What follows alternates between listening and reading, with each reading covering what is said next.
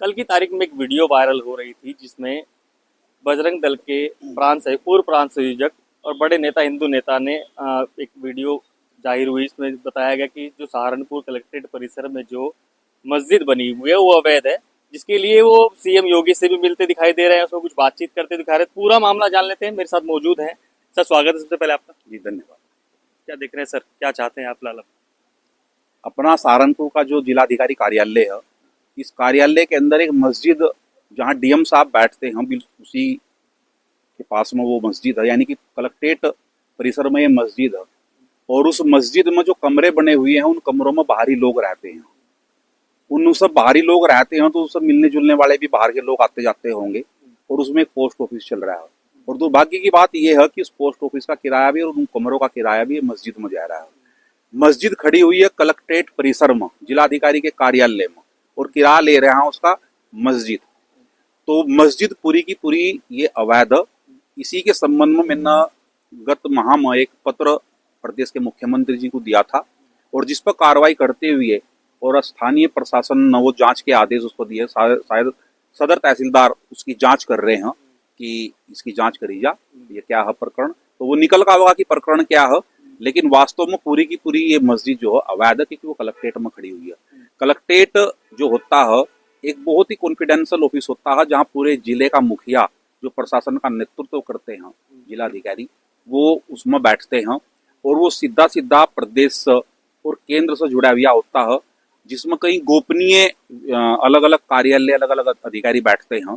तो वहाँ इस प्रकार की मस्जिद होना और किराए पर बाहर के लोगों को कमरे देना, उन सब बाहर के लोग मिलने आ रहे, तो अपने आप में एक प्रश्न चिन्ह है।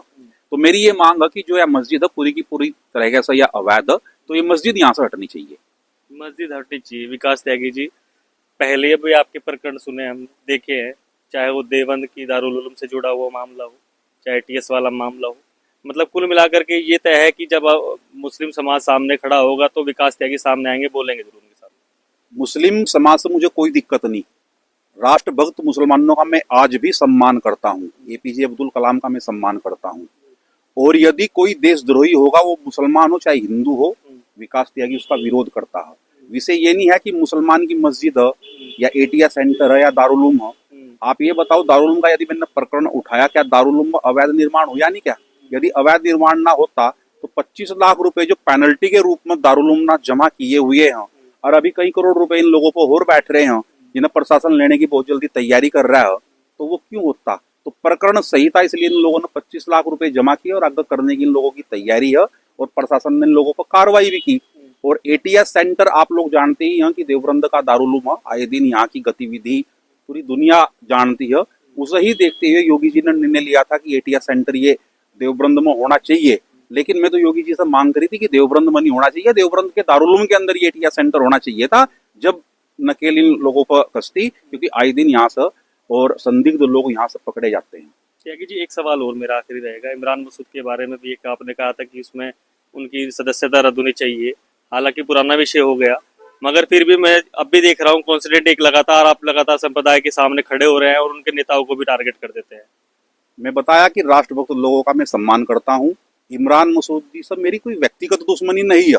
वो एमपी हैं, भले ही मैंने उन्हें वोट ना दी हो, कांग्रेस के हो, मैंने वोट कहीं और दी हो अपनी विचारधारा के लोगों को, लेकिन क्या उन्होंने 2013 में बोटी बोटी वाला बयान दिया नहीं? क्या यदि वो एमपी हो गए तो क्या उनको कार्रवाई नहीं होनी चाहिए?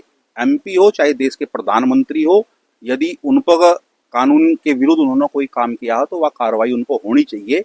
और यही प्रकरण मैंने उठाया था, क्योंकि ये मामला और बहुत दिनों से ये लंबित चल रहा है, और पूरा का पूरा प्रकरण ये एमपी एमएलए कोर्ट में इमरान मसूद के खिलाफ यहाँ चल रहा है। तो वही प्रकरण मैंने शासन को प्रशासन को अवगत कराते हुए उन पर कार्रवाई के लिए कहा था कि इसमें जल्द से जल्द कार्रवाई हो, और जो भी कुछ होना है, सजा हो या ना हो, वो तो अदालत का काम है, क्या होगा। तो यही प्रकरण मैंने उठाया था।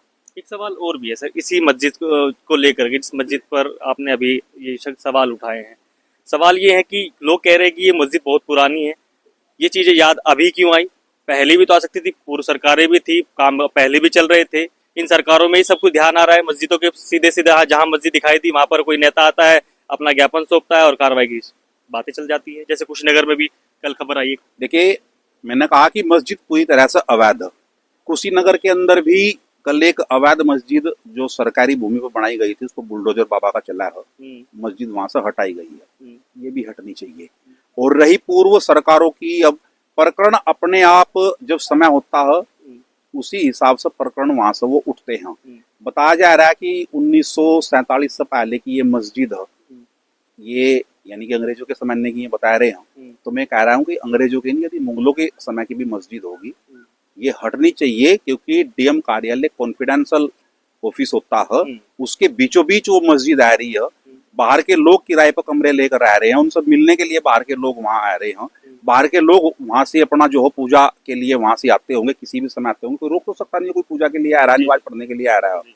तो मेरा यही कहना है कि मस्जिद पूरी की पूरी तरीके से अवैध है, चाहे वह अंग्रेजों के समय की हो, चाहे वह मुगलों के समय की हो, या उससे पहली हो, मस्जिद यहाँ से हटनी चाहिए। अपना कीमती समय देने के लिए फिलहाल इतना ही। ये तो विकास त्यागी बजरंग दल के बड़े नेता, और आपको खबर कैसे कमेंट सेक्शन में आवाज रखते थे। फिलहाल इतना ही, धन्यवाद।